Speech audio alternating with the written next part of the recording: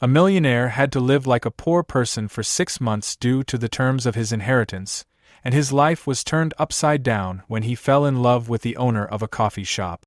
Connor Sterling must live in Brooklyn for 6 months to receive his inheritance.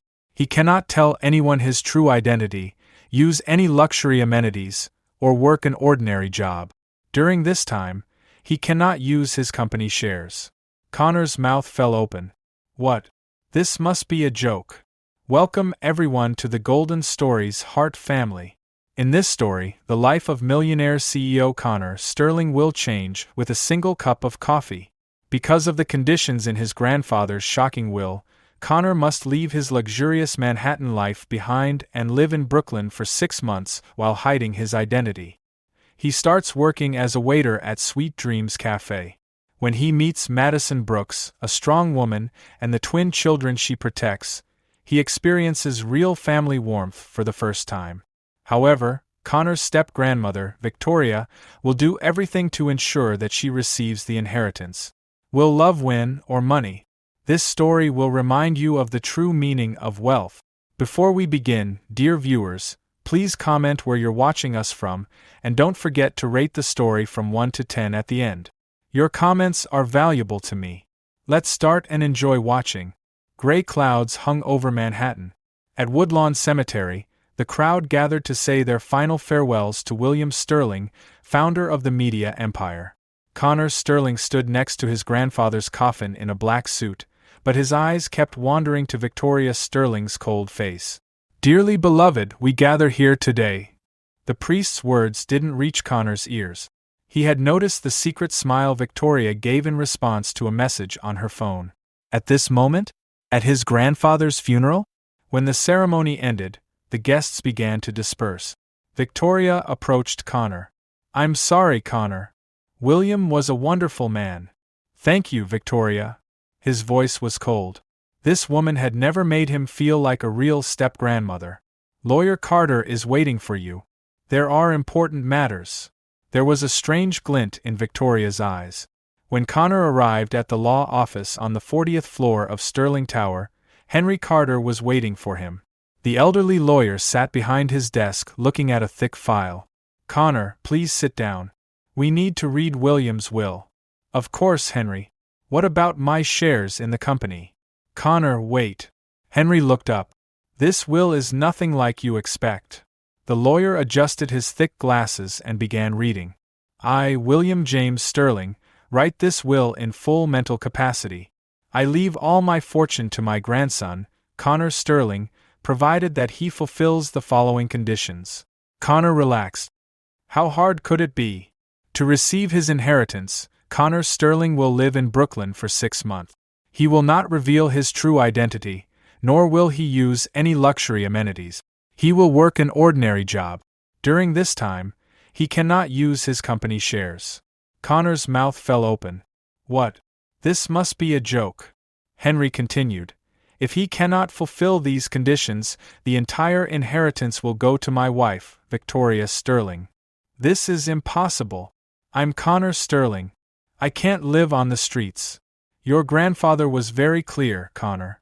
Either you accept these conditions, or Victoria gets everything." Connor jumped up. Had my grandfather lost his mind? I'm the CEO of a media empire. Not right now. Henry closed the file. For 6 months, you're nothing. Just a man trying to survive in Brooklyn. What about the company? What happens when nobody's there? The board will take over temporarily. You'll take your place when you return. Connor covered his face with his hands. This is crazy, Henry.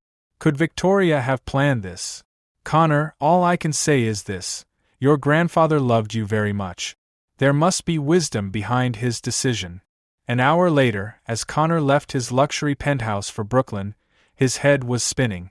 He only had $500 in his pocket, an old bag, and his grandfather's last gift, a simple watch. At Grand Central Station, his fingers trembled as he tried to buy a Metro card. People around him were looking at him strangely. His Armani suit stood out among the subway crowd. When the subway arrived, Connor held his breath. He was about to take public transportation for the first time in his life. When he got inside, An elderly woman offered him her seat. "No, thank you. I'll stand." His voice cracked. As they headed toward Brooklyn, he looked out the window. Manhattan's skyscrapers were left behind. A message from Victoria came to his phone. "Good luck, Connor. Call me if you need anything." Connor closed his phone. Victoria's plan was obvious. She expected him to fail, allowing the inheritance to come to her. But Connor Sterling wouldn't give up that easily. 6 months, he murmured to himself. Just 6 months. I can do this. When the subway reached Brooklyn, Connor was alone. Under the gray sky, he stood with his small bag in hand and $500 in his pocket. His heart beat fast. He was ready to take his first step toward a new life. He didn't yet know how much Sweet Dreams Café would change his life. Dear viewers, at the end of the story, please comment on where you're watching us from and rate the story from 1 to 10. Connor stood on the narrow street in Brooklyn Heights and checked the paper in his hand again. 247 Maple Street. Was this really the right address? He looked at the 3-story brown building across from him.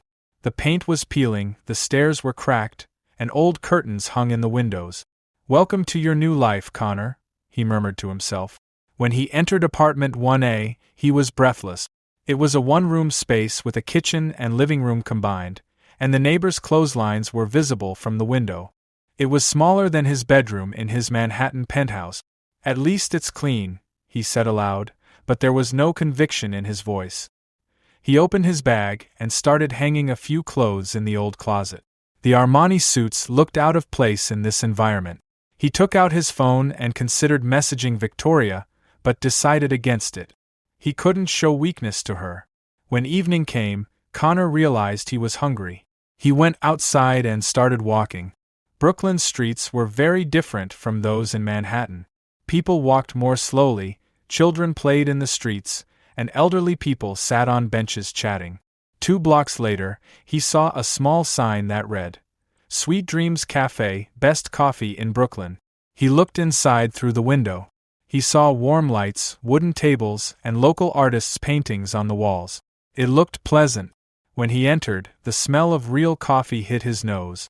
Real coffee, not Starbucks coffee. In the back, a young woman was using the espresso machine.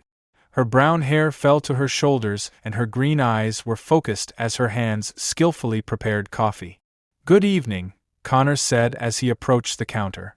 The woman looked up. He didn't know yet that she was Madison Brooks, but her beauty still caught his attention. "Hello. What can I get you? Could I have a macchiato? With organic milk, extra hot, and 3 shots of espresso." Madison frowned.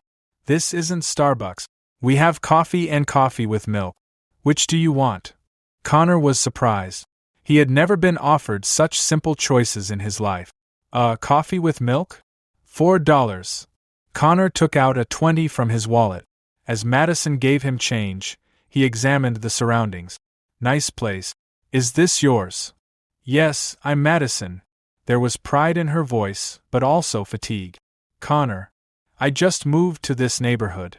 A suspicious expression appeared on Madison's face. "Where are you from?" "Manhattan." Connor realized too late that this was a mistake. "Manhattan?" Madison's eyes narrowed. "You decided to move to Brooklyn? Interesting." Connor didn't know what to say. Just then, children's voices came from the back. "Aunt Madison, Grace is taking my colored pencils." 2 little girls appeared on the scene. They were obviously twins, blonde, blue-eyed, and about 6 years old. One was chasing the other. "Grace, Emma, calm down. This gentleman is Connor. He just moved to the neighborhood." The twins looked at Connor curiously. Grace, the bolder one, approached him. "You're very tall. Do you play basketball?" Connor smiled. He had spent very little time with children throughout his life. "No, I don't play. But I could learn." Emma also approached. "Why do you dress like that? So formal." Madison looked at the children, then at Connor. "They're right. You really stand out around here in those clothes." Connor looked at his suit. They were right, of course. "I haven't gotten used to this place yet." "What do you do for work, Connor?" Madison's question was direct and suspicious. Connor hesitated. Actually, I'm looking for work. Work? Madison was surprised. What kind? Any kind. I'd even wait tables. Madison laughed. You? Waiting tables? Have you ever waited tables? No, but, Connor looked around desperately. I can learn. I really need this job. Madison's expression changed. She had heard the desperation in his voice. Look, Connor, this isn't a fancy place. We open at 6 a.m. and close at 10 p.m. Customers can be difficult and the pay is low. Are you sure? Yes, I'm sure. Grace came up to Connor. Aunt Madison, he's very nice. Give him the job. Be kind, Grace. Not nice, Madison corrected, but her eyes were still on Connor. Connor knelt down to get to eye level with the twins. Do you live here? Yes, Emma said. Aunt Madison takes care of us. We don't have a mom or dad. Connor's heart tightened. Such young children. He looked at Madison, and his respect for her grew. Okay, Connor, Madison finally said. Be here tomorrow morning at 6 for a 1-week trial period. But I warn you, it won't be easy. Thank you, Madison. Really? One condition, don't come in that suit. Wear normal clothes. Connor smiled. Deal. As he left, Grace waved at him. See you tomorrow, Mr. Connor. As he walked toward Maple Street, Connor thought. Madison Brooks wasn't just beautiful. She was strong and independent and was responsible for 2 little girls. Connor had lied to her. When he entered his apartment, his phone rang. It was Victoria. Connor? How's it going? Everything's fine, Victoria. Are you sure? Because if you want to give up. I won't give up. Connor hung up the phone. He looked out the window at the street. His new life would begin tomorrow morning at 6. At Sweet Dreams Café, next to Madison Brooks. The twins' smiles wouldn't leave his mind. Connor woke up at 5:45 a.m. and looked in the mirror. He was wearing old jeans and a plain white t-shirt. He would never dress like this in his Manhattan penthouse, but Madison was right. He had to fit in here. When he arrived at the cafe, Madison was already inside. Her hair was in a bun and her apron was tied as she prepared the machine. Good morning, Connor said. Madison looked up. I'm surprised you came on time. Most people are late on their first day. I keep my word. We'll see. First lesson, the coffee machine. Madison called him over to the espresso machine. It might look complicated, but it's actually simple. You turn this, press here. Connor listened carefully, but 10 minutes later, when he took his first order, everything went wrong. 2 large coffees, one with sugar, the customer said. Connor went to the machine but forgot which button to press. Coffee started spurting, but the cup wasn't in place. Hot coffee spilled onto the counter. Damn it, Connor said. Then he noticed the customer. I'm sorry. Madison came over. I'll handle it, Connor. You clean that up. Connor grabbed the cleaning cloth in shame while Madison smiled and talked with the customer. She's a new employee. Still learning. No problem, Madison. We all had to learn once. After the customer left, Madison turned to Connor. The first day is always like this. Don't stress. I'm usually much more successful. What job did you do before? Connor hesitated. Office work. Very different. Just then, Grace and Emma came down the stairs. They were still in their pajamas. Good morning, Mr. Connor. Grace ran over.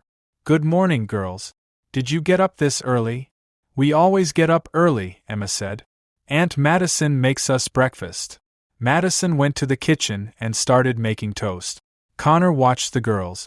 Grace straightened the tablecloth while Emma arranged the spoons and forks. They were both very organized and responsible. How old are you? Connor asked. 6, Grace replied. But we'll be 7 soon. We're going to make a cake for our birthday, Emma added excitedly. When's your birthday? In 2 weeks, Madison called from the kitchen. The twins were born on the same day, of course.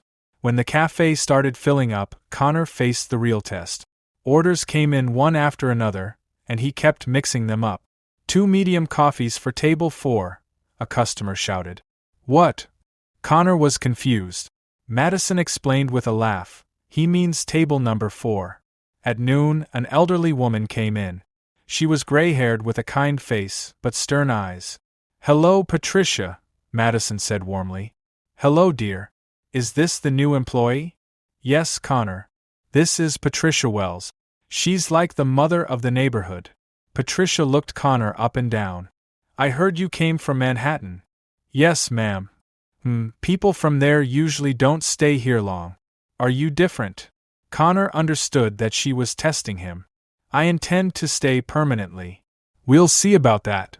After Patricia left, a big, burly man entered the cafe. He had paint on his hands and was wearing work clothes. "Jake." Madison smiled. "The usual?" "Of course, honey. Is this the new guy?" "Connor, this is Jake Morrison, the neighborhood's best handyman." Jake shook Connor's hand. His hand was rough and calloused. "Good." Madison needed someone to help her. Jake examined Connor. "Have you ever done physical work?" "No, mostly desk work." "I see. It's different here, though. But you'll learn." In the afternoon, Connor's performance improved slightly. Madison gave him simple tasks, such as wiping tables, washing dishes, and organizing the counter. "Not bad," Madison said at the end of the day. "You're improving." "Thanks. Thanks for being patient." "Everyone starts somewhere, Connor." Walking home, Connor thought.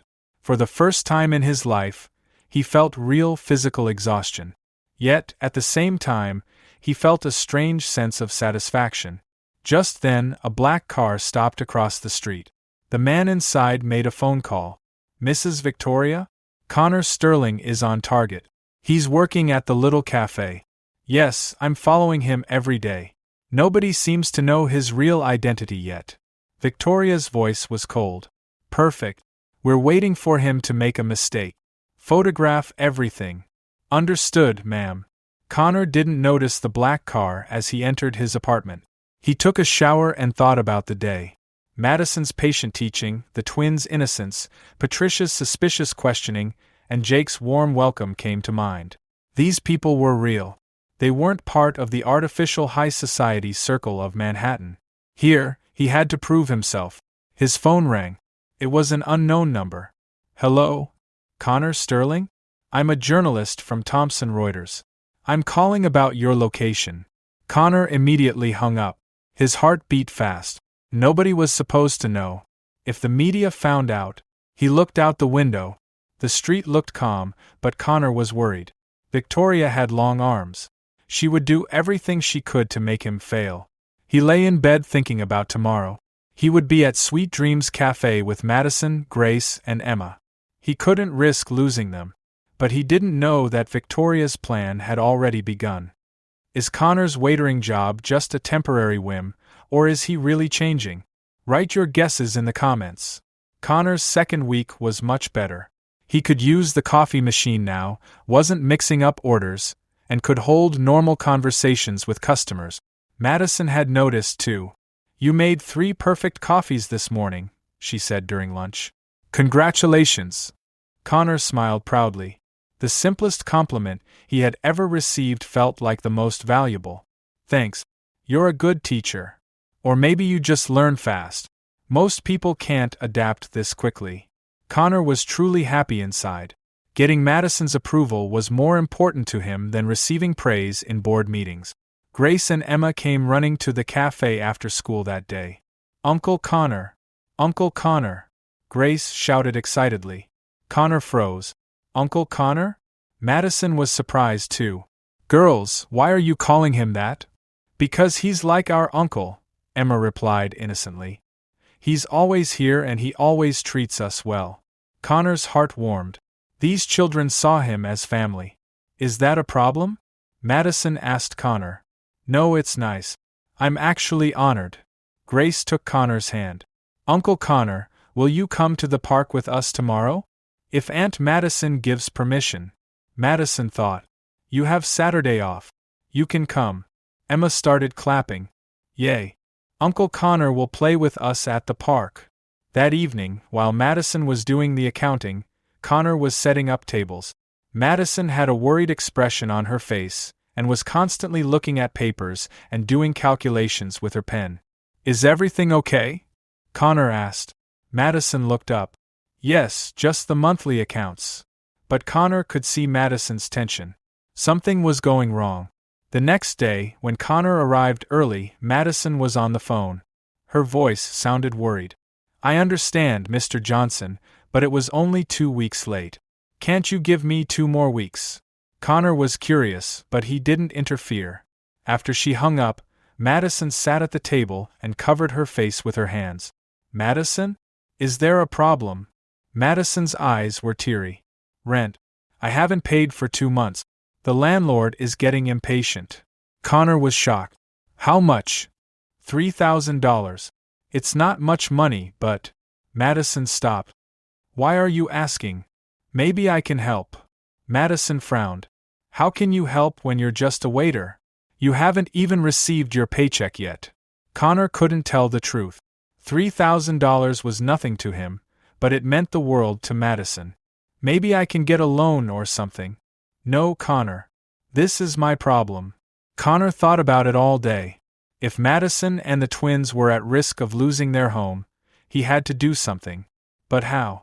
As he walked home that evening, an idea came to him. He could withdraw money from the bank and tell Madison that he found it. Or he could find forgotten money at the cafe. The next morning, he decided to put his plan into action.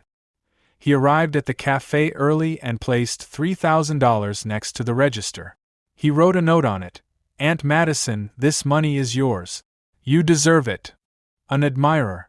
When Madison opened the cafe and saw the note and money, she screamed, Connor, come here. Connor came, acting innocent. What happened? This money. Where did it come from? What money? Connor walked over to the money. Wow, that's a lot of money. But who could have left it? Maybe one of your customers. A lot of people love you. Madison was afraid to touch the money. But this is too much. I have to give it back. Madison, did you read the note? Someone wants to help you. Maybe you should accept it, he said. Madison thought. She really needed it. Connor was right. The note was very clear.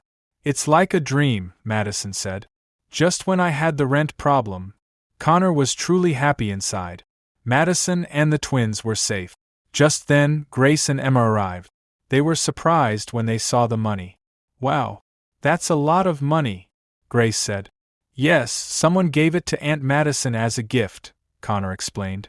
Emma hugged Connor. Uncle Connor, you're so good. Connor was surprised. Why? I don't know. Everything's just been better since you came. Madison looked at Connor. Emma's words made her think too. It really is like that, she said softly. Since you came, this place feels more warm. Connor blushed. I'm just doing my job. No, it's more than that. You've become part of this place, Connor. That day, Madison was more relaxed and happier. The money problem had been solved, and she understood how valuable Connor's presence was. That evening, as Connor walked home, his phone rang. It was Victoria. Connor?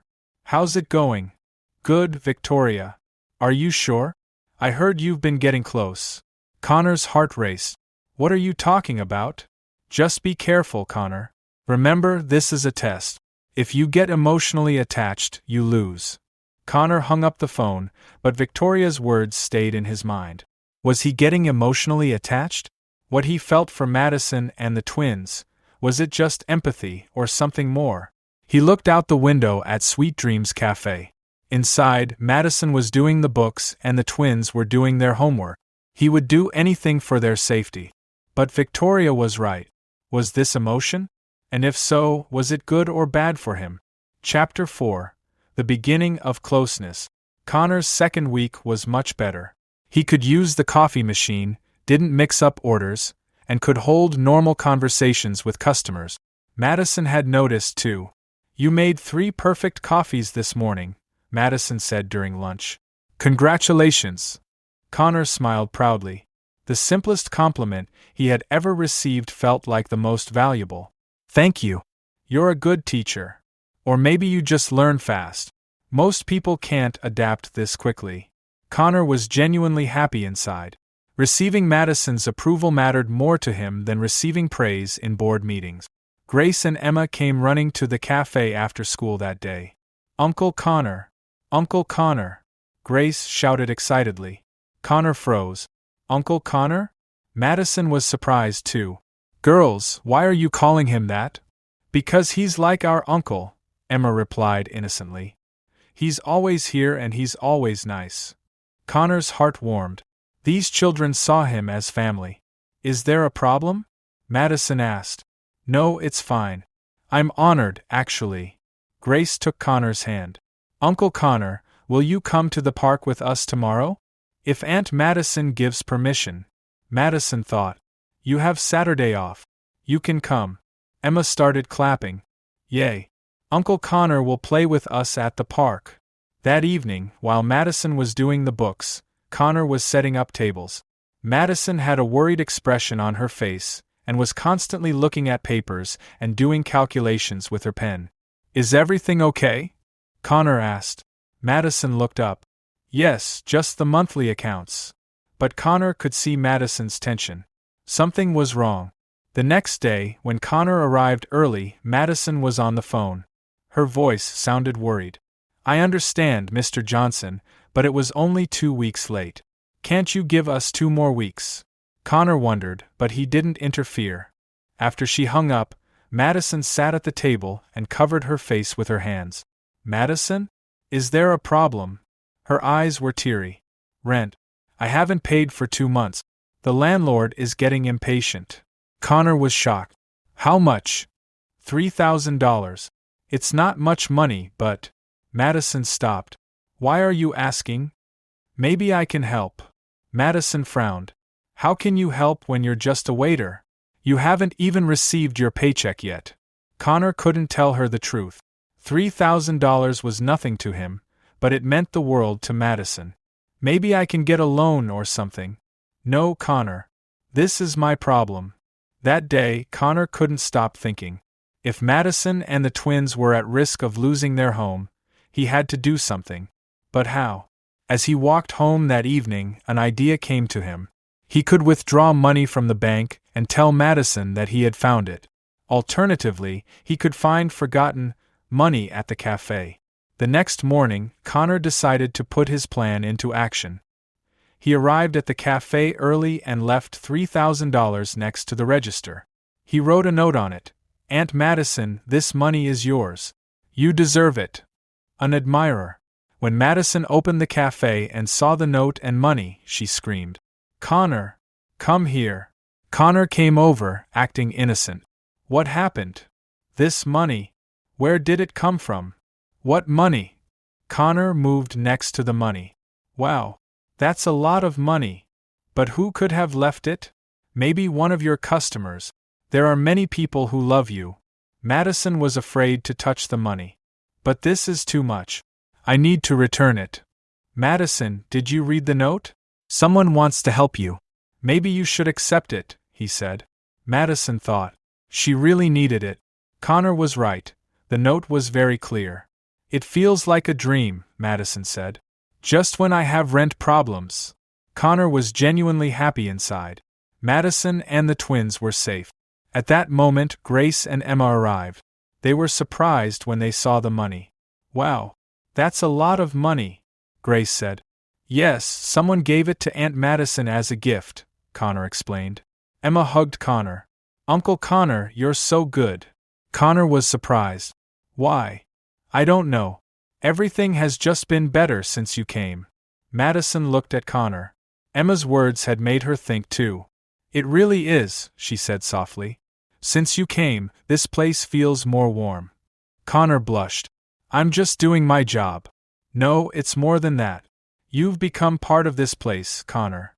That day, Madison was more relaxed and happier. The money problem had been solved, and she now understood how valuable Connor's presence was.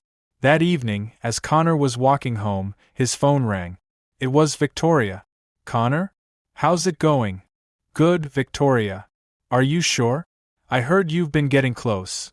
Connor's heart raced. What are you talking about? Just be careful, Connor. Remember, this is a test. If you get emotionally attached, you lose.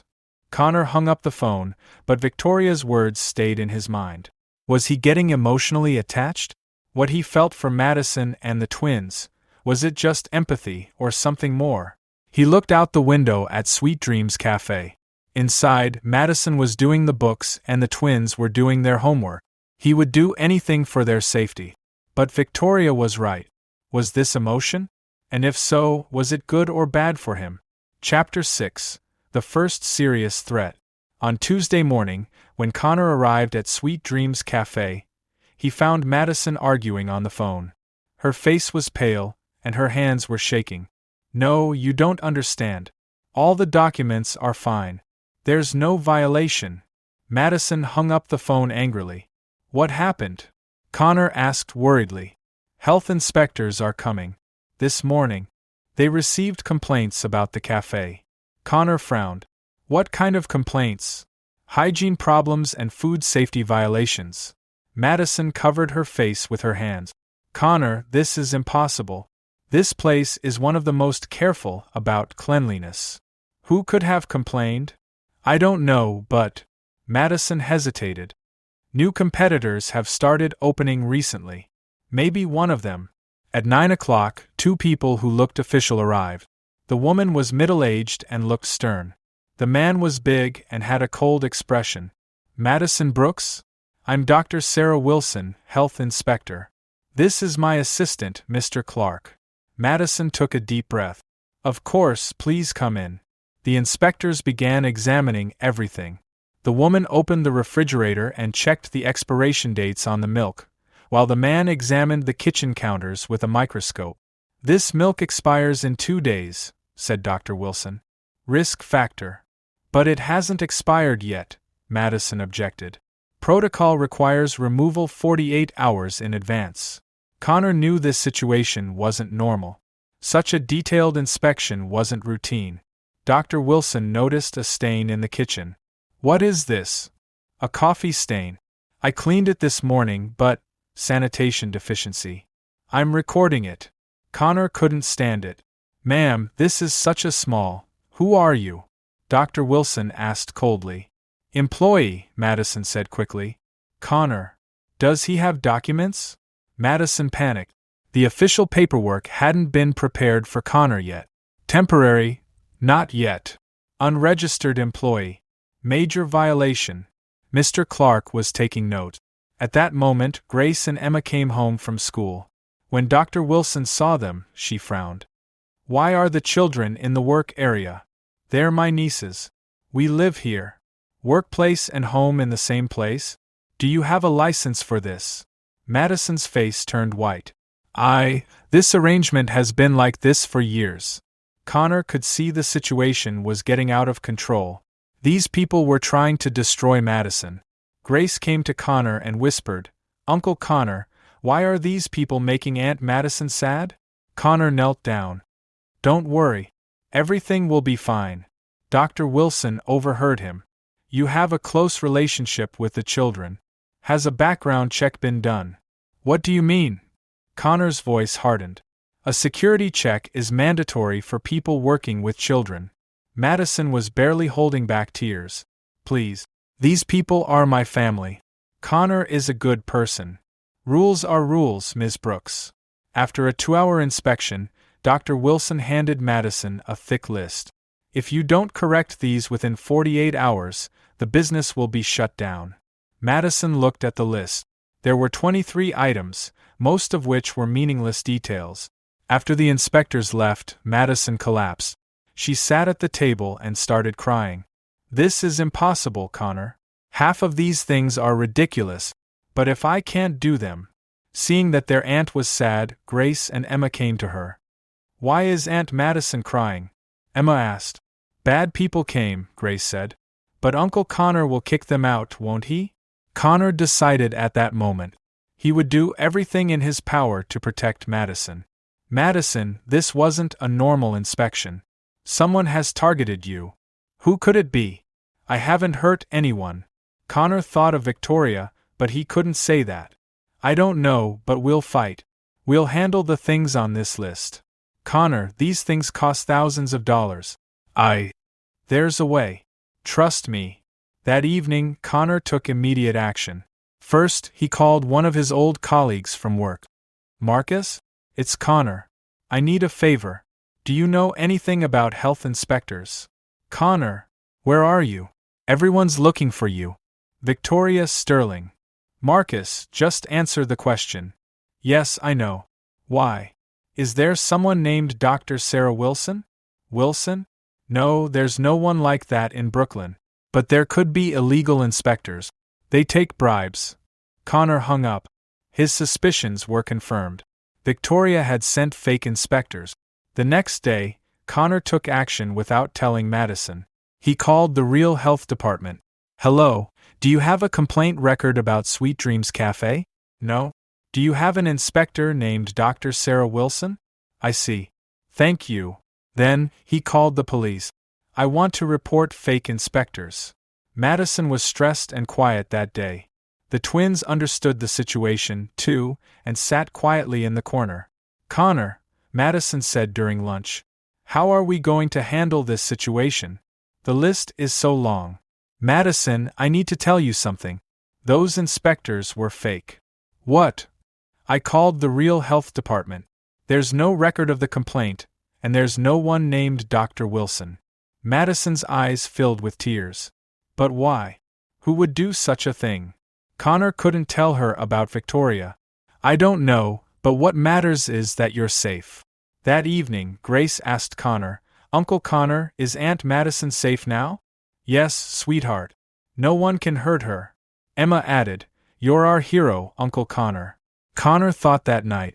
Victoria's attacks were intensifying. But now it wasn't just his struggle. He had to protect Madison, Grace, and Emma. They were his family now. Connor Sterling would do anything for his family. Connor protected Madison from the fake inspectors, but he's still lying. Was what Connor did right in this situation, or should he have told Madison the truth? Is he right or wrong? Let's discuss it in the comments. Chapter 7. The Big Reveal, Shocking Event. On Thursday morning at Sweet Dreams Café, everything seemed normal. Connor served coffee to customers while Madison dealt with accounts at the register. Grace and Emma were waiting to be picked up from school. At 3 o'clock, an elegant woman entered the cafe. When Connor saw her, he froze. Victoria Sterling stood before him, wearing an expensive fur coat and carrying a Chanel bag. She smiled sinisterly. Good afternoon, Victoria said sweetly. May I speak with Madison Brooks? Madison looked up. I'm Madison. How can I help you? Victoria winked at Connor. Victoria Sterling. Connor's family. Connor's heart stopped. Madison looked suspiciously at Victoria. Connor's family? He never mentioned his family. Oh, we're very close, Victoria said, looking meaningfully at Connor. Aren't we, Connor? Connor remained silent. Madison had noticed the tension between them. Victoria, what do you want? Connor's voice was harsh. Just to chat. Madison, what has Connor told you about himself? Madison became more suspicious. Normal things. That he moved to Brooklyn recently and is looking for work. Victoria laughed. Oh, Madison, you're so naive. Did Connor ever tell you his real name? His real job? His real wealth? Victoria, shut up. Connor jumped up. Madison looked between the two of them. What are you talking about? What's Connor's real name? Victoria narrowed her eyes. Connor Sterling. He's the CEO of Sterling Media Group. He's one of America's richest men. Madison's face turned white. This isn't a joke, is it? Connor covered his face with his hands. Madison, He's a millionaire, Madison, Victoria continued mercilessly. He's here because of his grandfather's will. He's using you. Madison fixed her eyes on Connor. Is this true? Connor took a deep breath. Yes, but what? Madison's voice trembled. You lied to me. You've been lying all along. Madison, listen to me. Yes, I'm Connor Sterling. But I'm not using you. Things happened differently. Victoria smiled triumphantly. According to his grandfather's will, he'll live here for 6 months. Then he'll return to his real life. He'll forget you. Madison sat down at the table. Her hands were shaking. 6 months. Was this always temporary? No, Madison. At first it was, but now. Now what, Connor? Do you love me now? There was anger in Madison's voice. Connor hesitated. Yes, I love you. Victoria interrupted. Oh, how romantic. But Madison, you have no place in Connor's real life. He's a man of the wealthy world. Madison stood up. Connor, tell me the truth. What are the conditions of this will? Connor bowed his head. I'll live in Brooklyn for 6 months. No one will know my real identity.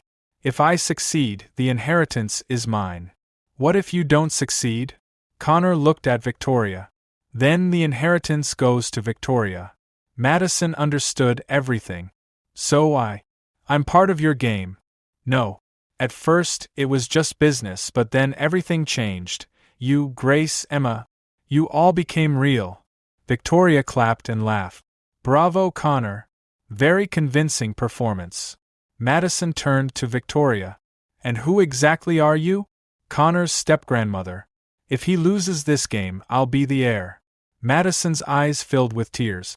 So I'm part of both of your games. Connor tried to approach Madison. Madison, please. Don't touch me. She backed away. Who are you? Connor hesitated, then took a deep breath. You know what, Madison? You're doing the same thing. What do you mean? The Brooks family. That wealthy family from Boston. You ran away too, didn't you? Victoria was surprised. Madison froze. Connor continued. I've wondered about it since the first day.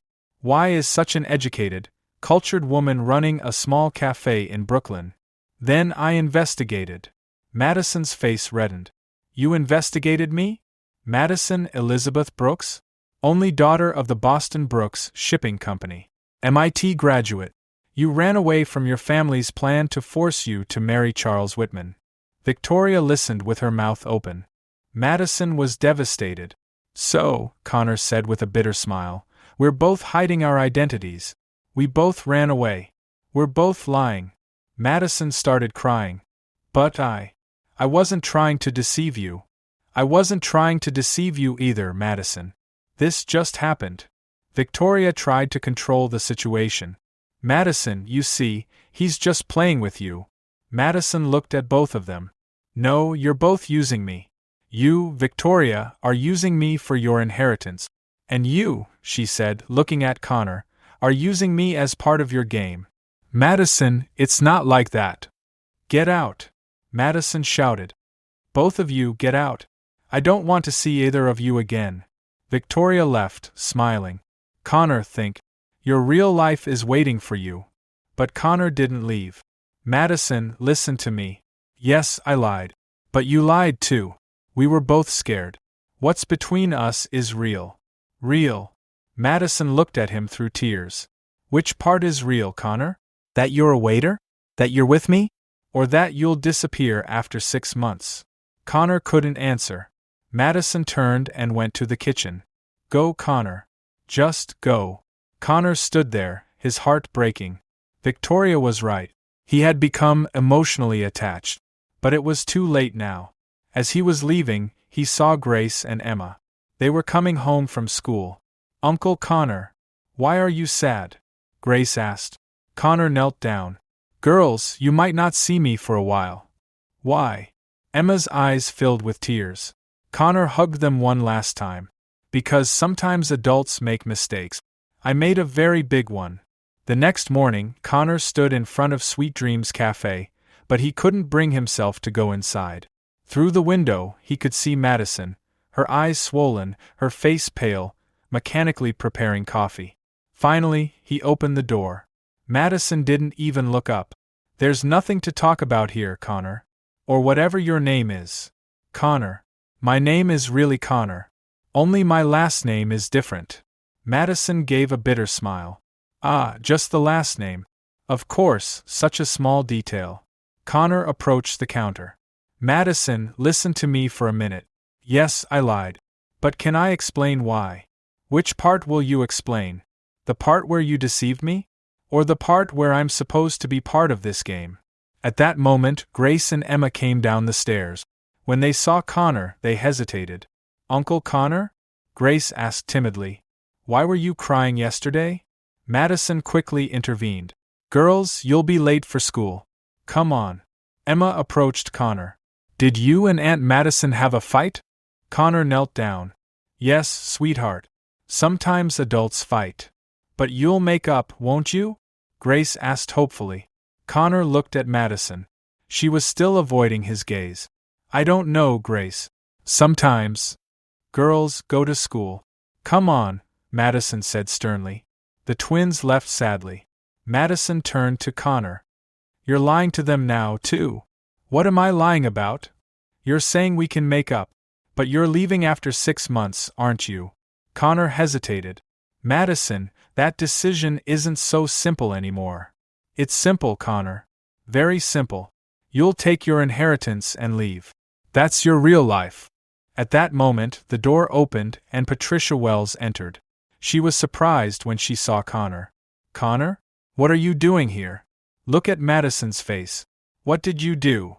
Patricia, please don't interfere, Madison said. Don't interfere? This boy made you cry. What happened? Connor decided to tell her himself. Patricia, I lied to you. I'm actually Connor Sterling, Madison said coldly. Millionaire. Patricia's mouth fell open. What? Yes, he's here because of his grandfather's will. He'll go back to his real life in 6 months. Patricia looked at Connor, then at Madison. Is this true, Connor? He bowed his head. Yes, but, Patricia's voice hardened. But I've come to love this place. You, Madison, the girls. This has become my real life. Patricia thought. Well, Madison, what are you going to do? Madison looked at Connor harshly. I can't trust anyone anymore.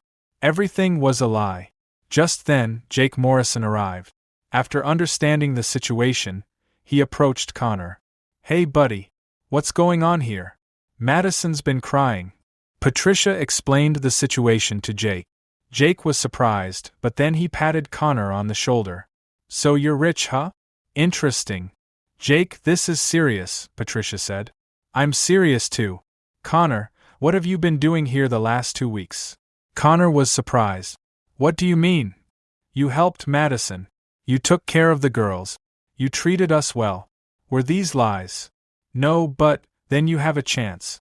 Yes, you hid your real identity. But what you did here was real. Madison interrupted. Jake, you don't understand.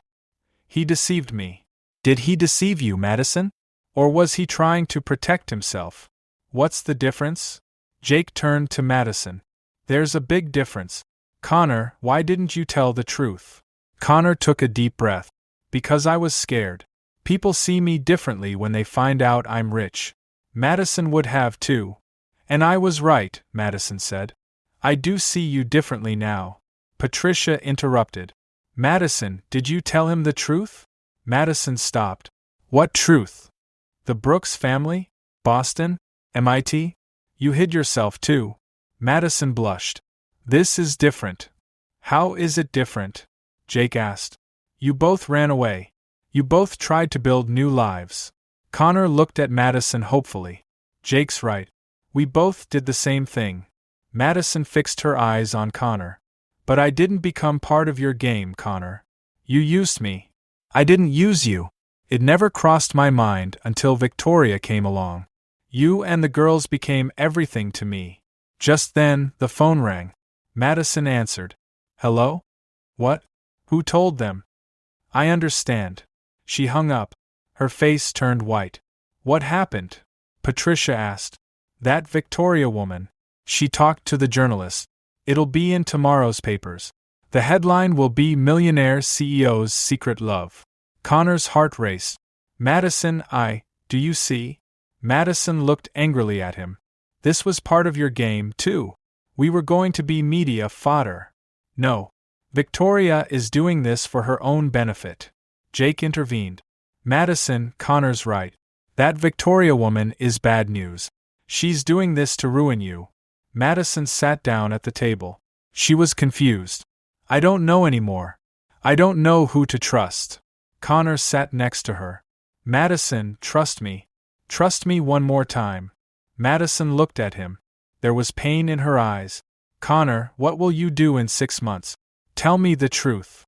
Connor hesitated. He was looking for an answer to this question himself. I don't know, Madison. I really don't know. Madison stood up. That's the problem, Connor. You don't know. But I do. You'll leave.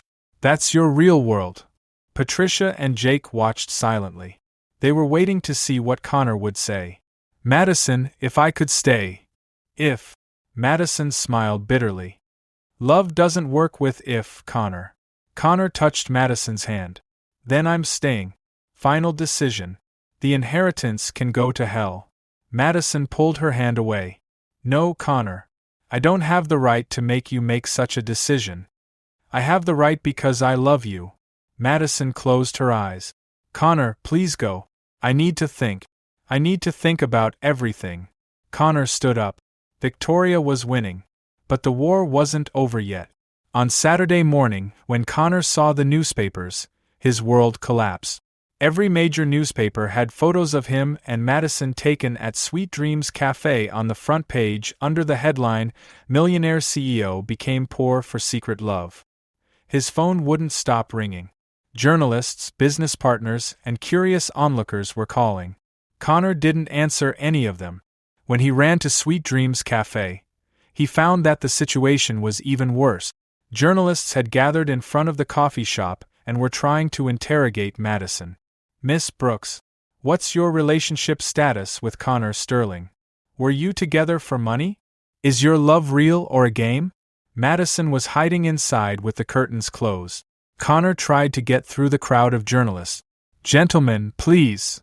Connor Sterling, what are you doing here? What does this woman mean to you? Connor didn't answer and went inside. Madison was in the back corner, hugging Grace and Emma and crying. Madison, how did this happen? Don't you know how it happened? Madison shot back angrily. Your Victoria did this. Grace ran to Connor when she saw him. Uncle Connor, why are those people outside taking our pictures? Connor hugged the girl. Don't worry, sweetie. We'll send them away. Emma came too. I'm scared, Uncle Connor. Aunt Madison is crying. Connor looked at Madison. How far has this gone? It's just beginning, Madison said painfully. Victoria called this morning. She warned me. Warned you about what? Child Protective Services is coming. The twins' custody is in danger. Connor froze.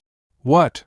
Inappropriate living conditions, unstable income, and suspicious relationship. Victoria told them everything. Connor was furious. Victoria had gone too far. Just then, the door opened and 2 officials entered. The journalists immediately started taking photos. Madison Brooks? I'm Susan Carter from Child Protective Services. Madison stood up. Yes. We received a complaint about Grace and Emma Wilson. Inappropriate care conditions. Connor intervened. Ma'am, these children are in perfect care. Who are you? Connor Sterling. Susan Carter narrowed her eyes. Ah yes, I read about you in the newspapers. You have a close relationship with the children, apparently. I love these children. Mr. Sterling, I'm concerned about how much time you spend with the children. Has a background check been done? Madison panicked. Of course it was. Connor is a good person. Miss Brooks, you learned this man's real identity 2 days ago. In this situation, the children's safety. Grace hid behind Connor. Uncle Connor isn't bad. He's our family. Emma started crying too. Don't take us away. Connor knelt down. No one will take you away. I promise. Susan Carter took note. Mr. Sterling, don't make such promises. The situation is still under investigation. What do you mean? Connor stood up.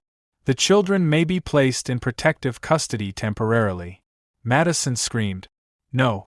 This isn't possible. Connor had lost his patience. Susan Carter, right?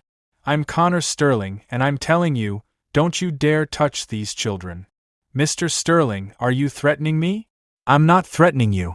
I'm telling you the truth. These children are safe and loved. Whoever complained is lying. A woman named Victoria Sterling called. She's apparently a family friend. Connor closed his eyes. Victoria's plan was perfect. Victoria Sterling is my enemy. She's doing this to harm the children. Susan Carter was surprised. Your family's enemy? Yes, inheritance matters. I mean no harm to those children or Madison. Madison looked at Connor with amazement. It was the first time she had seen him speak so openly. Mr. Sterling, these are very serious accusations.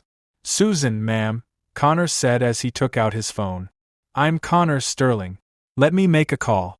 Let's learn about Victoria Sterling's past. He immediately called his lawyer. Marcus? It's Connor. Emergency. I want everything about Victoria Sterling. She made false statements to Child Protective Services. He hung up and turned to Susan Carter. Ma'am, I can prove that Victoria Sterling used fake documents within an hour. This is very serious, Connor, Madison said in amazement. When it comes to these children, everything is serious. Susan Carter thought. Okay, I'm giving you 24 hours. But during this time, the children will stay here and be monitored. Connor accepted. Agreed. After Susan Carter left, the journalists gathered again. Connor went outside. Gentlemen, I'm going to make a statement. The cameras turned to him. I'm Connor Sterling. Yes, I work here. Yes, I love Madison Brooks. And yes, I will protect these children. Victoria Sterling is lying. Mr. Sterling, is your love for Madison real? Connor looked at Madison. She had also been listening at the door. Yes, this love is real. And I'll do anything for it. The journalists showered him with questions, but Connor went inside. Madison looked at him. Connor, you. What am I to you, Madison? You fought for me. You revealed your true identity. Connor approached her. Madison, I love you. Let Victoria destroy me, but I won't let her destroy you. Madison averted her eyes. But I still don't trust me? Grace came between them. Aunt Madison, Uncle Connor fought for us. He's a good man. Emma added, Yes, he's our hero. Madison looked at the children, then at Connor. For the first time, she saw something else in his eyes. Determination. Courage. Love. Connor, she said softly. What else will Victoria do? Connor put his hand on Madison's. I don't know. But we'll fight together. Outside, camera flashes went off. Victoria's war had begun. Now, Connor would also fight with his real identity. Connor revealed his true self and fought for Madison. Do you think his courage will be enough to win Madison's heart again? What was Connor's biggest romantic gesture? On Sunday morning, Connor's phone rang. It was Henry Carter. Come to my office urgently, Connor. I found important information about Victoria. An hour later, Connor arrived at the law office on the 40th floor of Sterling Tower. Henry had piled thick files on his desk. Connor, Victoria's statement to Child Protective Services was completely false. She used fake documents. How did you figure it out? Someone named Detective Sarah Morgan investigated. Victoria has had similar incidents in her past. She's tried every method to get her hands on the inheritance. Connor was relieved. So the twins are safe? Yes, but more importantly. Henry adjusted his glasses. I found your grandfather's real will. What do you mean, Henry? Henry pulled another file out from the desk. Connor, the will that William read to you was only for testing purposes. Connor was surprised. A test? Yes, your grandfather wanted to test your character. The real will is here. Henry opened the thick envelope and began reading. Dear Connor, if you're reading this letter, then you've passed my character test. The 6 months in Brooklyn were just the beginning for you. The real issue was finding true love and learning the difficulties of real life. Connor's mouth fell open. Did grandfather know everything? Let me continue. I researched Madison Brooks. She's a perfect girl, Connor. If you learn to love and protect her, then you'll become a real man. Victoria testing you was also part of the plan. Did Victoria know too? Henry shook his head. No, Victoria was really trying to get your inheritance. But William was testing her too. Connor stood up. So, this whole process was for your character development, Connor. William thought you were lost in a life of luxury. He wanted you to learn real values. And Madison? Was she part of the test, too? Henry smiled. No, Connor. Meeting Madison was a coincidence. But your grandfather researched her. He thought she was a perfect match. Connor sat at the table. This is incredible, Henry. What will happen with Victoria? She will be arrested for illegal activities. Document forgery, bribery, endangering children. The list of crimes is long. Just then, the phone rang. Henry answered. Henry Carter. Yes, Detective Morgan. I understand. Perfect. He hung up. Connor, Victoria Sterling has been arrested. She's at the police station right now. Connor breathed. Finally. Connor, your grandfather has one more message. If you've found true love, marry her. The inheritance is yours, but the real inheritance is the love you'll give her. Connor's eyes filled with tears. He planned everything. William loved you very much, Connor. He just wanted you to walk the right path. Connor stood up. Henry, I need to go to Madison and tell her everything. Go, and know that your grandfather would be proud of you. When Connor returned to Sweet Dreams Café, he found Madison on the phone. Her voice was tense. Yes, Dad. I saw it in the newspapers. No, I won't come home. Because I'm someone else now. Connor had wanted to wait, but Madison hung up when she saw him. My family, Madison said tiredly. They're calling from Boston. What are they saying? They want me to come home immediately. I need to get away from this scandal. Connor approached. Madison, I came to talk to you. I learned some important things. Madison sat at the table. I'm listening. Connor told her what he had learned from Henry. His grandfather's plan, the real purpose of the will, and Victoria's arrest. Madison listened in amazement. So your grandfather wanted you to love me? Yes, Madison. Everything was a test. But you weren't a test. You were real. Madison fixed her eyes on Connor.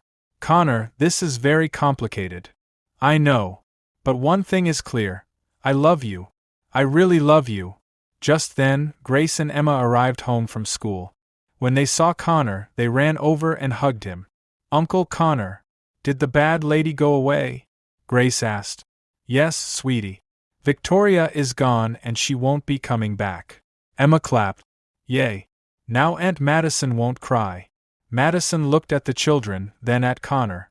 Connor, I talked to my family. What did you decide? I told them I'm someone else now. I won't go back to Boston. Connor looked hopefully at Madison. Really? Yes, because this is my home. These children are my family. And you. Me. Madison approached. You're the real Connor now, too. Not like that day. I can love today's Connor. Connor smiled. Today's Connor loves you too, Madison. Grace came between them. Does this mean you're going to get married? Emma clapped. We'll have a wedding. Madison and Connor looked at each other and laughed. Slow down, girls, Madison said. First, we need to get to know each other again. Connor put his hand on Madison's. Madison Elizabeth Brooks, will you go out with me? A real date. Madison smiled. Connor Sterling, yes. But be honest this time. I'll be honest about everything. Grace hugged them both. Now we'll be a real family. Emma joined in. Uncle Connor will always stay with us. Connor hugged the children and looked at Madison. There were no more secrets or lies. Only real love remained. Madison, Connor said. Grandfather was right. This is the real inheritance, this family. Madison hugged him. Yes, Connor. This is the real inheritance. Outside, the sun was setting, but inside Sweet Dreams Café, it was bright. It was a perfect evening for a new beginning. On Monday evening, after Madison closed the cafe, she decided to talk to Connor alone. The twins were upstairs doing homework. Connor, if we're going to start over, I want no secrets left. Connor sat across the table. Of course. You ask, I'll answer. What exactly is Sterling Media Group? Television channels, newspapers, and digital platforms. We have about 15,000 employees. Madison was surprised. 15,000? And you were their boss? Yes, but what I really love is the technology part, developing new projects. Money. Madison asked directly. Connor hesitated. A lot. Maybe too much. How much is a lot? I'm in the top 50 on the Forbes list. Madison took a deep breath. This scares me, Connor. Why? Because I'm just a poor coffee shop owner. How will we be equal? Connor put his hand on Madison's. Madison, money is just a tool. You taught me about real life. But what about living in your world? Parties, society, rich friends. That world is empty, Madison. What I found here is real. Madison looked at him. Connor, would you give up that world for me? I already gave it up. I'm staying here. But the company? I can manage the company from here. Or I'll sell it. What matters is you and the girls. Madison smiled. This is a very big decision, Connor. You're the most important thing to me, Madison. From upstairs came Grace's voice. Aunt Madison, Emma ruined my homework. Madison stood up. I'm coming, girls. I'm coming too, said Connor. The twins were fighting upstairs. Grace was crying and Emma was angry. What happened here? Madison asked. Emma spilled water on my math homework. It was an accident. Emma defended herself. Connor intervened. Girls, calm down. Grace, we'll redo your homework. Emma, would you like to apologize? Emma bowed her head. I'm sorry, Grace. Grace immediately forgave her sister. No problem. But Uncle Connor will help me. Connor looked at Madison. Is that okay? Madison smiled. Of course. An hour later, the homework was finished. The twins sat next to Connor. Uncle Connor, Grace said. Will you and Aunt Madison get married? Connor blushed. Grace, these kinds of things take time. But you love each other, don't you? Emma asked innocently. Madison intervened. Girls, adult matters are complicated. Why? Grace asked curiously. Love is simple. I love you, you love me. Connor and Madison looked at each other. The children were right. Grace, Connor said. You're very smart. Emma added, we want you two to be together. We want to be a real family. Madison's eyes filled with tears. Aren't we already a real family? Grace hugged Connor. Yes, but we want to be a legal family. After the children went to bed, Connor and Madison stayed downstairs. Connor, Madison said softly. They're right. Love really is simple. Have you forgiven me, Madison? Madison approached him. Connor, you fought for me. You protected the children. You revealed your true identity. Of course I forgave you. Connor was relieved. Madison, let me suggest something to you. What? How about a real date tomorrow night? Just the two of us. Madison smiled. Where? The most beautiful restaurant in the city. But this time, I'll be there as the real Connor. And I'll be there as the real Madison. Deal. The next day, the Sweet Dreams Café was crowded. After the media coverage, everyone had come to see Connor. Most were supportive, though. Patricia Wells came. Connor, I read about you in the newspapers. You did well, boy. Jake Morrison was supportive, too. Buddy, you fought for real love. My respect for you has grown. At noon, Madison surprised Connor. She had hung a new sign on the door of the coffee shop. Sweet Dreams Café, where love begins. This is beautiful, Madison. This is our beginning, Connor. I don't want to forget. That evening, Connor took Madison to the most beautiful restaurant in Brooklyn. This time, it was a luxury car with a driver, everything out in the open. This is different, Madison said as she got into the car. In a bad way? No, just different. This is your real world. Their table was reserved at the restaurant. The waiters knew Connor. Welcome, Mr. Sterling. Madison looked around. This is very luxurious, Connor. It suits you, Madison. During dinner, Madison asked questions. Connor, who are your real friends? Very few. Most are work colleagues.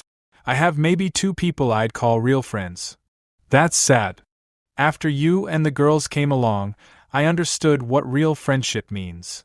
Madison placed her hand on Connor's. Connor, I'm afraid of getting lost in your world. You won't get lost. You've already built your own world. I want to be in your world. Really? Madison, I may have become CEO, but you're a master barista. Both are successes.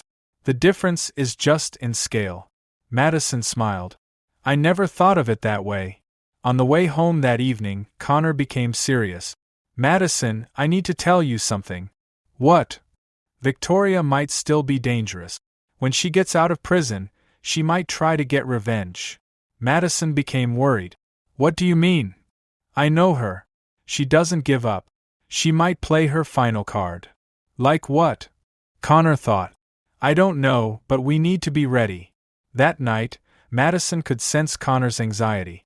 Was Victoria really finished? Or was she preparing an even bigger surprise? Connor was thinking the same thing. Victoria Sterling wasn't the type to be defeated so easily. The grand finale hadn't come yet. What could Victoria's final move be? The grand finale is approaching. Share your most creative Victoria conspiracy theory in the comment. The person with the best guess will have their name mentioned in our next story. On Wednesday morning, Connor's phone started ringing. Journalists, television channels, and news websites were all calling. They were all asking the same question. Mr. Sterling, do you confirm Victoria Sterling's claims? Connor turned on the television. Victoria had been released from prison and was holding a major press conference. Connor Sterling wrongfully accused me. I was only trying to protect the children. He's manipulating Madison Brooks and buying her with money. Madison was also watching the news. Connor, what is she saying? He's using her, exploiting a poor woman's emotions. This isn't love, it's exploitation. Victoria continued, looking at the camera. Connor was furious. This woman never gives up. Journalists had gathered in front of Sweet Dreams Café again. But this time, neighborhood residents gathered too. Patricia Wells confronted them. Who are you? What do you want? Ma'am, we're here because of your comments about Connor Sterling and Madison Brooks. Patricia replied firmly. My comment is this. Connor Sterling is one of the best people around. He takes very good care of Madison and the children. Jake Morrison agreed. This kid became one of us. What Victoria Sterling says are lies. When the journalists saw Connor, they bombarded him with questions. Mr. Sterling, what do you say to Victoria Sterling's accusations? Connor stopped. Victoria Sterling is a liar. I'm not manipulating Madison. I love her. But the money difference is huge. Patricia interrupted. Money difference? This kid worked as a waiter here. He worked every day. He treated Madison as an equal. Jake added. Connor never looked down on us. He's one of us. Then came the big surprise. Madison's family had come from Boston. Richard and Helen Brooks emerged from elegant cars. Madison was shocked.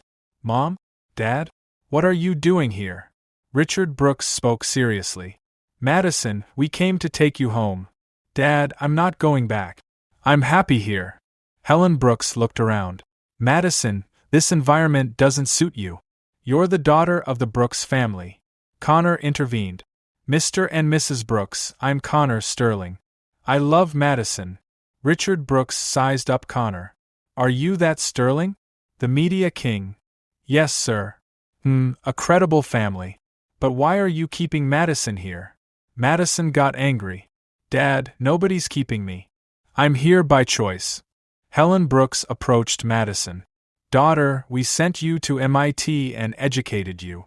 This life isn't for you. Mom, thanks to my MIT education, I built this place. I started my own business. When Grace and Emma came home from school and saw Madison crying, they ran to her. Aunt Madison, why are you crying? Grace asked. Madison hugged the children. Mom, Dad, these are Grace and Emma. I'm their guardian. Helen Brooks was surprised. Children? Madison, you never told us about them. Because I knew you wouldn't understand. Emma went to Connor's side. Uncle Connor, these people are making Aunt Madison sad. Richard Brooks looked at Connor. Uncle Connor? Connor knelt down. Yes, sir. These children are my family too. Grace looked at Richard Brooks. Are you Aunt Madison's father? Yes, little lady.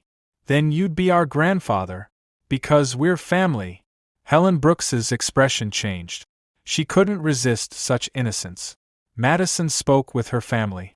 Mom, Dad, I'm happy here. I love Connor. I love the children. Richard Brooks thought.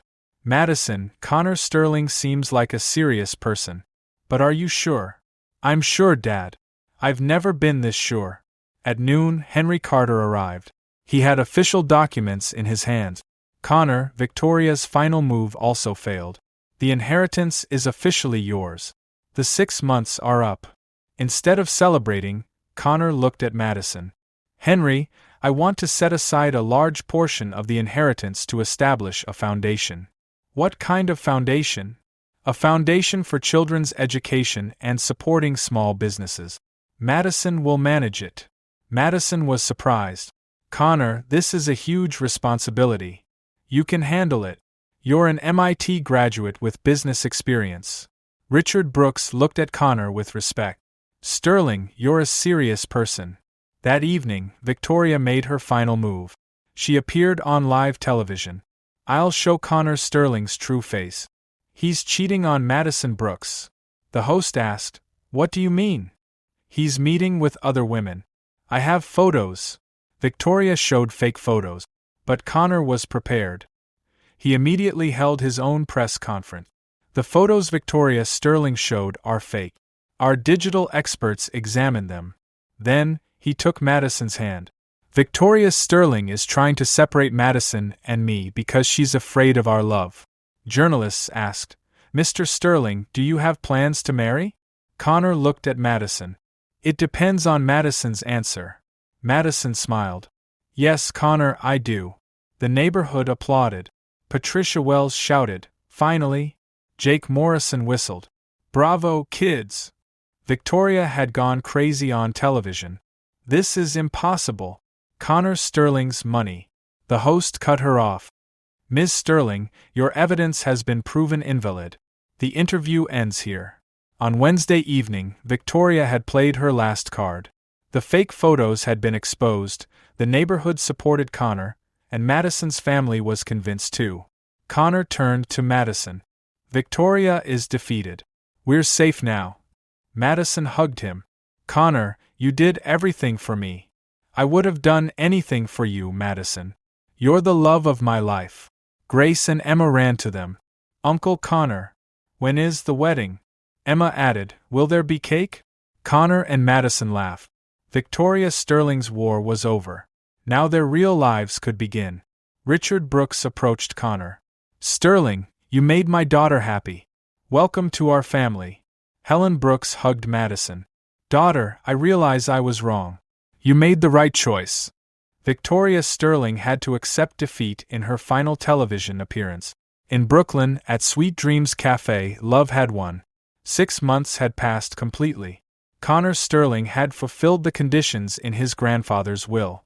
However, the idea of returning to the Manhattan penthouse no longer seemed appealing. On Saturday morning, Connor was in Henry Carter's office with Madison.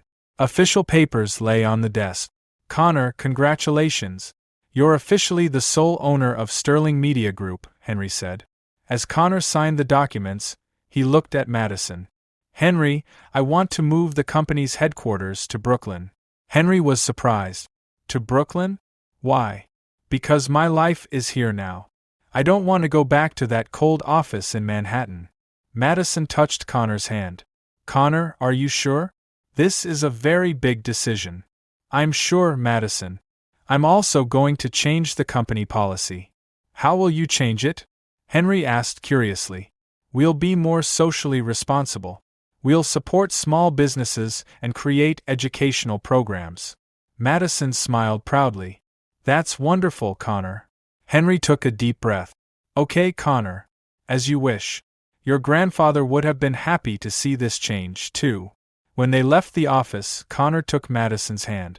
Madison Elizabeth Brooks, will you officially go out with me? Madison laughed. Connor Sterling, aren't we already going out? But now it's official. No secrets, no lies. Then my answer is yes. 100% yes. When they returned to Sweet Dreams Café, Grace and Emma were waiting for them. They had drawings in their hands. Uncle Connor. Aunt Madison. We drew something for you. Grace ran excitedly over. Emma showed them the drawing. This is our family picture. The drawing had 4 figures: Connor, Madison, Grace, and Emma. Above them it said, "My real family." Connor's eyes filled with tears. "This is beautiful, girls." Grace became serious. "Uncle Connor, can we really be your children?" Madison knelt down. "Grace, this is a very important matter. Are you sure?" Emma immediately answered, "Yes. You can be our mom and dad." Connor looked at the children, too. "I want to be your father, too. But this requires legal procedures." "What does legal mean?" Grace asked. Madison explained, "Official papers, court, lawyers." "No problem," Emma said. "We'll wait." At noon, Connor revealed his big plan to Madison. "Madison, would you like to expand Sweet Dreams Café?" "How do you mean, expand?" "Make it a chain. Open 5 more branches in Brooklyn." Madison was surprised. "Connor, this is huge. I can't manage such a big business." "You can manage it. You're an MIT graduate. You already manage this place perfectly." "But what about the money?" "I'll handle the money issue. You just draw up the plan." Madison got excited. "Really? I'll have my own cafe chain. Sweet Dreams Café chain. Each branch will feature local artists' works and community center-like activities." "This is like a dream, Connor." That evening, Connor and Madison told the children the big news. "Girls, we're going to tell you something," Madison said. Grace and Emma listened carefully. Connor began. "We're thinking of getting married." Emma clapped. "Yay. A real mom and dad." Grace asked, "What about us? Will we become your real children?" Madison smiled. "Of course. When we get married, we'll officially adopt you." "Does this mean we'll be the Sterling family?" Grace asked curiously. Connor thought, "Actually, we could be the Brooks Sterling family. 2 families joining together." Emma asked excitedly, "When is the wedding?" Madison looked at Connor.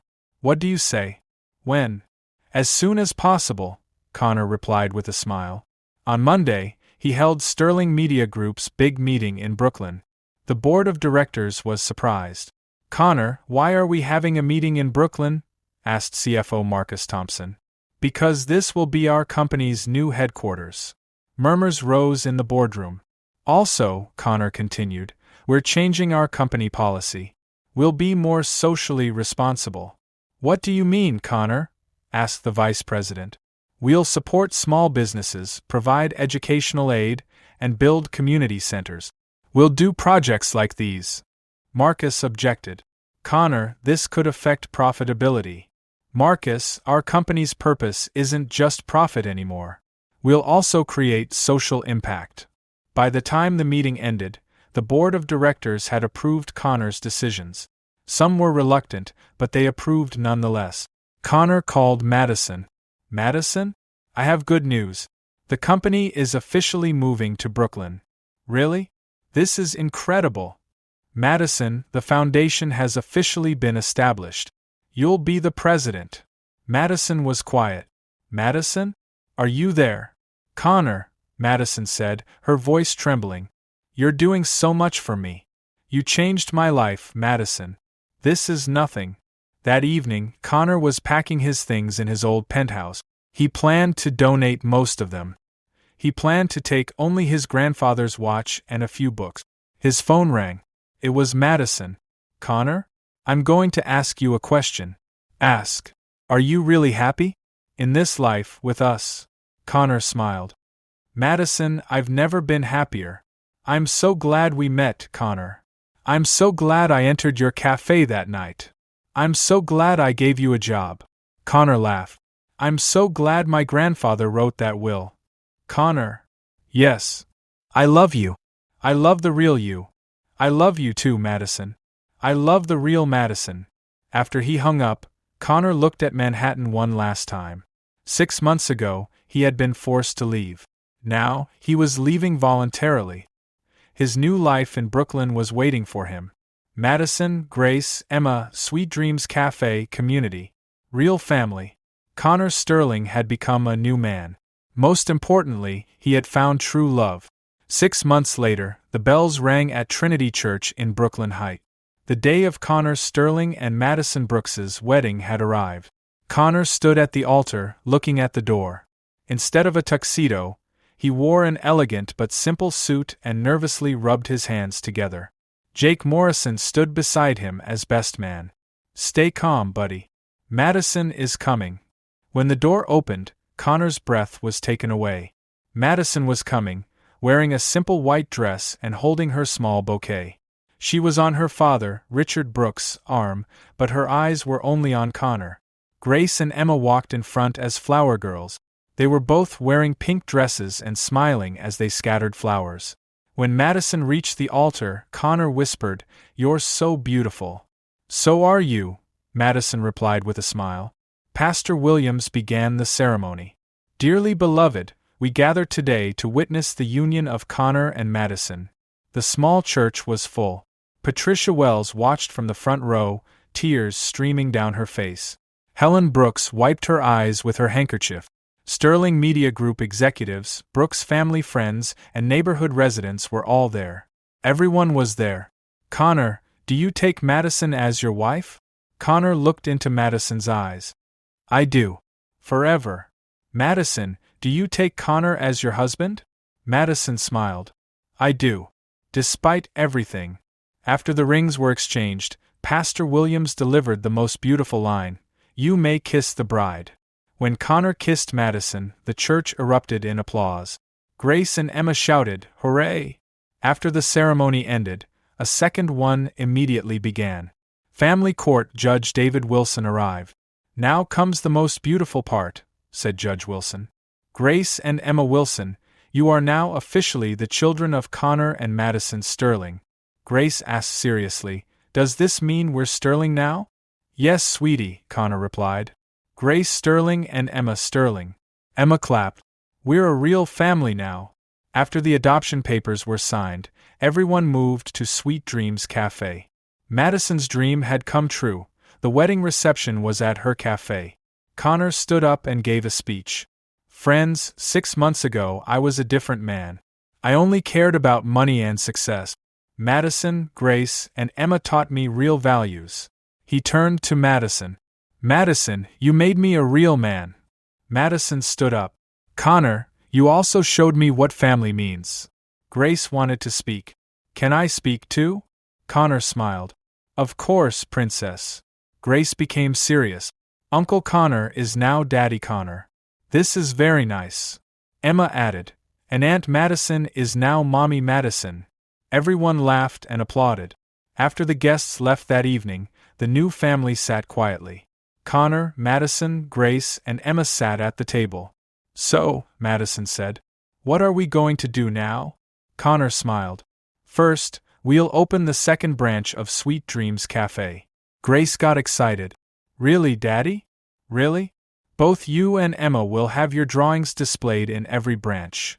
Emma asked, "Will we buy a big house?" Madison thought. "Maybe. We might need a bigger place." Connor added, "But we can't leave here. This is where we started." 2 weeks later, the second Sweet Dreams Café opened in Park Slope. It was in Park Slope and it was bigger. Madison managed it and Connor provided technology consulting. Opening day was very crowded. The Brooklyn mayor came and local journalists took photos. "How does this feel, Madison?" a journalist asked. "Incredible. Like a dream coming true," Madison replied. Connor added, "This is Madison's vision. I'm just supporting." At that moment, Henry Carter arrived. He had an envelope in his hand. "Connor, this is for you from your grandfather." Connor opened the envelope. Inside was a letter. "Dear Connor, if you're reading this letter, it means you succeeded. Not only did you get your inheritance, but you also became a real man. Madison is a perfect wife. Grace and Emma are perfect children. You've now found true wealth, family wealth. Be proud of me. With love, Grandfather William." Connor's eyes filled with tears. He showed the letter to Madison. "He really planned everything," Madison said. "And he was right. This is real wealth." 3 months later, Connor had completely transformed Sterling Media Group. It had become a Brooklyn-based, socially responsible company. One day, while Connor was working in his office, his assistant came in. "Mr. Sterling, Victoria Sterling is calling." Connor hesitated. "Put her through." Victoria's voice sounded tired. "Connor? This is Victoria. What do you want, Victoria?" "I want to apologize. For everything." Connor was surprised. "Apologize?" "Yes, I made many mistakes. You look happy." "I am happy, Victoria. Madison is a good woman. I misunderstood her." Connor relaxed. "Victoria, let these matters stay in the past." "Connor, I have one request. Forgive me, so I can forgive myself." Connor thought. "I forgive you, Victoria. But don't come near Madison or our children again." "I won't. Promise." "I'll live quietly now." Victoria hung up. Connor felt that the past was completely behind him. When he went home that evening, Madison was cooking in the kitchen. Grace and Emma were doing their homework. "How was your day?" Madison asked. Victoria called. She apologized. Madison was surprised. "Really?" "Yes, everything is behind us now." Grace ran over. "Daddy, there's a project at school. I'm going to make a family tree." Connor smiled. "Nice, princess. You'll have a big family tree. The Sterling side, the Brooks side." Emma added, "and our side." Madison hugged Connor. "You know what, Connor? I've never been this happy." Connor kissed her. "Me too, Madison. Grandfather was right. This is the real inheritance." They looked out the door at the view of Brooklyn. The lights of Manhattan shone in the distance, but that world felt very far away now. Grace took Connor's hand. "Daddy, will we always be this happy?" Connor hugged her. "Yes, sweetie. We'll always be this happy." Emma joined in, too. "Because we're a real family." Madison looked at the first branch of Sweet Dreams Café one last time. That small place was where their great love began. Connor Sterling was no longer a millionaire CEO. He was Madison's husband and Grace and Emma's father. This was his greatest success.